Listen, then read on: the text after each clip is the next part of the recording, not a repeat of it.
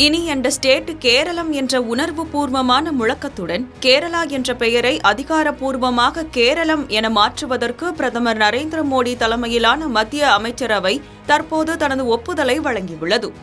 மாநில மக்களின் பல தசாப்த கால கோரிக்கையான இது காலனித்துவ அடையாளங்களை அகற்றிவிட்டு தங்கள் மண்ணின் அசல் பெயரை மீட்டெடுக்கும் ஒரு பண்பாடு நகர்வாக பார்க்கப்படுகிறது. இந்த மாற்றத்தின் வேர்கள் சுமார் 2000 ஆண்டுகளுக்கு முந்தைய வரலாற்றில் புதைந்துள்ளன. கிமு 2057 ஆண்டைச் சேர்ந்த பேரரசர் அசோகரின் கல்வெட்டுகளில் கேரளபுத்ரா என்று குறிப்பிடப்பட்டிருப்பதே இந்த பெயரின் தொன்மைக்கு சான்றாகும். மலையாள மொழியில் கேரா என்றால் தென்னை மரம் என்றும் ஆழம் என்றால் நிலம் என்றும் பொருள். அதாவது தென்னை மரங்களின் நிலம் என்பதே இதன் அர்த்தம்.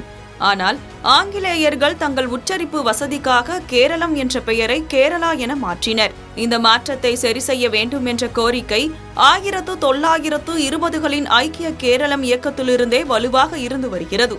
மத்திய அமைச்சரவையின் இந்த ஒப்புதல் டெல்லியில் புதிதாக திறக்கப்பட்ட பிரதமர் அலுவலக வளாகமான சேவா தீர்த்தில் நடைபெற்ற முதல் கூட்டத்திலேயே எடுக்கப்பட்டது ஒரு முக்கிய சிறப்பம்சமாகும். முன்னதாக முதலமைச்சர் பினராயி விஜயன் தலைமையிலான கேரள அரசு 2023இல் இதற்கான தீர்மானத்தை நிறைவேற்றியது. அப்போது சில தொழில்நுட்ப திருத்தங்களை மத்திய அரசு பரிந்துரைத்ததை தொடர்ந்து 2024இல் மீண்டும் ஒருமுறை சட்டமன்றத்தில் ஒருமனதாக தீர்மானம் நிறைவேற்றப்பட்டு அனுமதி வைக்கப்பட்டது. மாநில பாஜக தலைவர் ராஜீவ் சந்திரசேகர் உள்ளிட்ட அரசியல் தலைவர்கள் இதற்கு ஆதரவு தெரிவித்த நிலையில் இந்த முன்மொழிவு தற்போது மத்திய அரசால் அங்கீகரிக்கப்பட்டுள்ளது. இந்த பெயர் மாற்றமானது இந்திய அரசியலமைப்பின் 3வது பிரிவின் கீழ் மேற்கொள்ளப்படும் ஒரு சட்ட நடைமுறையாகும்.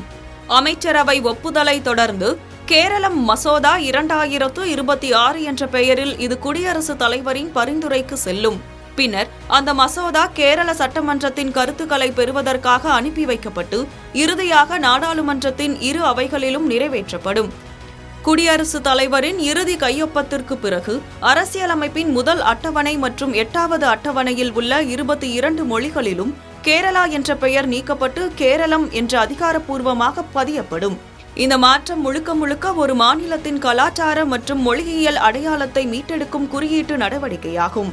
இதனால் மாநிலத்தின் நிர்வாக கட்டமைப்புகளோ அல்லது அதன் புவியியல் எல்லைகளோ மாறப்போவதில்லை. கேரளாவில் விரைவில் சட்டமன்ற தேர்தல் நடைபெறவுள்ள சூழலில் மத்திய அரசின் இந்த நகர்வு அம்மாநில மக்களின் நீண்டகால உணர்வுகளுக்கு அளிக்கப்பட்ட அங்கீகாரமாக கருதப்படுகிறது.